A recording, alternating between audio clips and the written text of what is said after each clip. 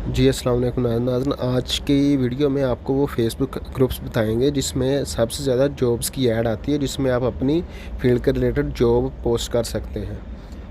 तो मैं आपको ग्रुप्स बताता हूँ, ये ग्रुप्स देखें, इसके देखें 210 के इसके फॉलोवर हैं और ये 14 के 7 के इसके फॉलोवर हैं। और सब ग्रुप्स देखते जाएँ, इसके तकरीबन लाखों में फॉलोवर हैं। इसमें अगर आप अपनी जॉब के रिलेटेड पोस्ट करोगे या इसमें इसको आप विज़िट करोगे इसकी टाइमलाइन को, इसमें आपकी फ़ील्ड के रिलेटेड बहुत सी जॉब्स आती हैं। अगर नहीं भी आती तो अपनी फ़ील्ड के रिलेटेड आप इसमें जॉब की ऐड दे सकते हो।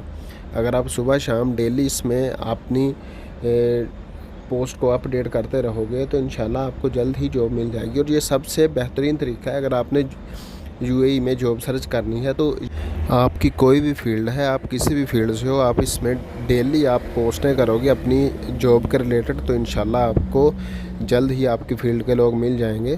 तो नाज़रीन, यही वो सबसे बेहतरीन तरीका है जिसके थ्रू आप इजीली जॉब हासिल कर सकते हो।